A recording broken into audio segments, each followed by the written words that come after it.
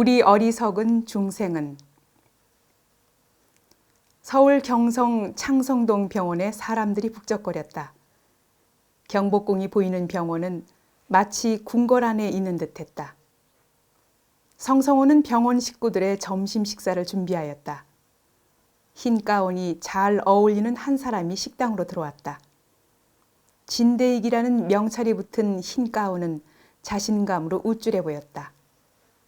여보, 너무 일에만 몰입하지 말고 쉴 때는 좀 쉬세요. 성성호는 국을 떠 식탁에 놓으면서 남편 진대익에게 당부를 건네었다. 이 사람아, 의사가 환자를 어찌 저버리는가. 환자가 없으면 몰라도. 걱정스러운 마음에 건넨 말인데 쌀쌀한 말투로 돌아오는 남편의 말에 성성호는 못내 서운했다. 서운한 기색의 아내를 보고 진대익은 말을 건넸다. 설날 전후로 병원이 쉬는데 당신은 뭘 하고 싶소? 그러면 우리도 소태산 스승님 모시고 동선 납시다. 일주일 정도 시간을 낼 수 있을 듯하니 당신 소원대로 그리 합시다. 성성호는 너무 좋아서 웃음이 떠나지 않았다. 성성호는 지난 일들이 하늘의 구름처럼 지나갔다. 자신의 신혼집에 소태산 스승님이 첫 상경에서 머물렀던 추억과 성인이 되고 싶은 바람에 성인성, 발알원, 성원이라는 법명을 주신 그 따스한 사랑이 가슴속으로 파고들었다. 다음 날 아침 해가 떠오르자마자 성성호는 앵두나무골 도남동 회관으로 발걸음을 옮겼다. 앵두나무골을 오르는 길은 새소리며 물소리며 마음을 너무도 평화롭게 했다. 어느덧 경성지부라는 간판이 눈앞에 다가왔다. 성성호는 경성지부 도남동 회관의 재가 교무였다. 어느 날 소태산 스승님이 부르시더니 성원, 재가 교무는 재가를 하면서 교무 역할을 하는 것이네. 보수도 없고 뭘 바라는 것 없이 교당을 위해서 의무만 있는 역할이네. 교화 사업 잘할 수 있지?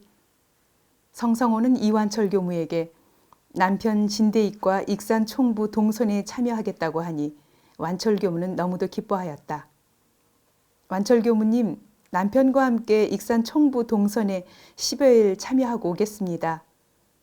어찌 그리 좋은 결정을 하셨습니까? 제가 오래전부터 남편과 함께 동선에 참여하는 게 소원이었어요. 남편도 너무 일만 할 것이 아니라 좀 쉬기도 하고 수양도 할 필요가 있어서요. 이곳의 일은 걱정 말고 잘 다녀오세요.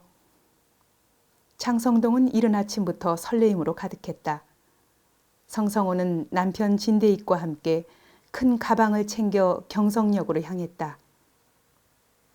어느덧 한강을 지나 이리로 가는 기차는 성성원의 마음처럼 신이 난 듯 기적을 울렸다.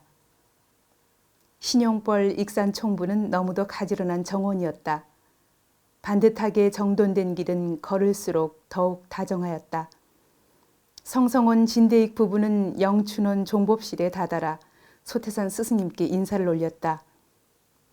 바쁜 사람들이 이렇게 동선을 나려왔으니 반갑기 그지없소. 성성원의 입가에는 웃음이 떠나지 않았다. 저는 꿈만 같아요. 이렇게 남편과 함께 선을 나는 것이 실감이 안 납니다. 대익 선생, 이곳에서 배우는 공부는 지식이 있든 없든 학벌이 좋든 나쁘든 관계없는 공부입니다. 아무쪼록 정진해 봅시다. 공회당 선방은 열기로 가득했다. 성성호는 아침 좌선 후 함께 독경하는 즐거움에 그대로 낙원이었다.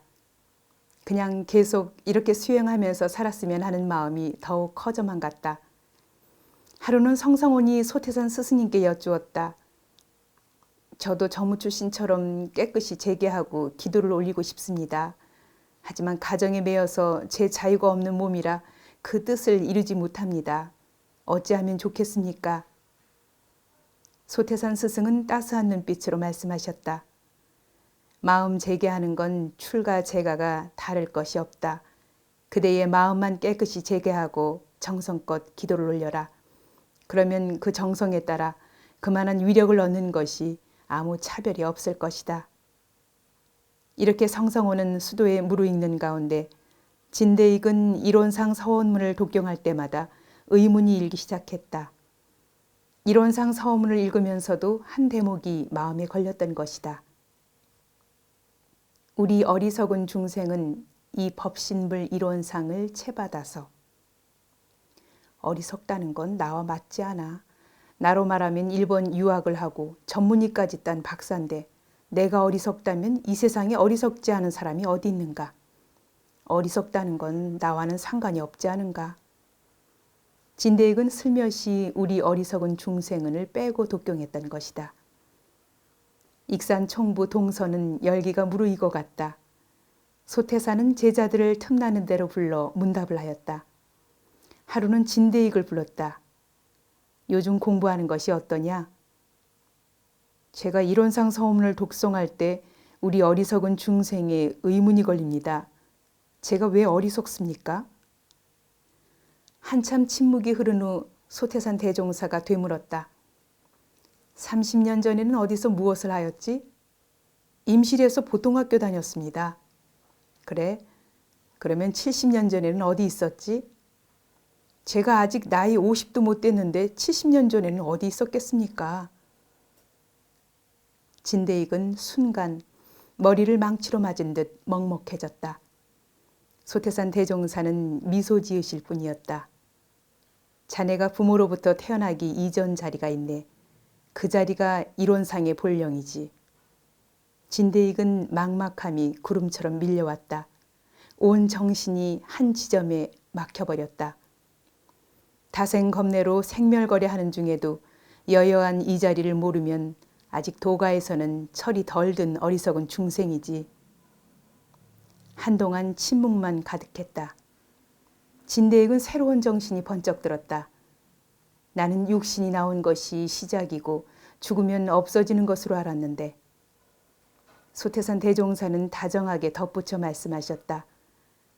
자기가 어리석은 줄 알면 어리석은 사람이라도 지혜를 얻을 것이고 자기가 지혜 있는 줄만 알고 없는 것을 발견하지 못하면 지혜 있는 사람이라도 점점 어리석은 대로 떨어지고 말지. 어리석은 줄 알 때 지혜의 샘이 막히지 않은 것이야. 이 자리가 바로 법신불 이론상 자리니 이 자리를 모르고서 어찌 어리석은 중생이 아니겠는가. 진대익은 법신불 이론상이 눈앞에 우뚝 솟아있는 기분이 들었다. 시공을 초월한 자리와 이 자리에 다생겁내로 걸림없이 오고 가는 이치를 깨달아야 한다는 스승님의 말씀이 가슴에 파고들었다. 영춘원 종법시를 나오는 진대익에게 이론상의 의도가 빛나고 있었다.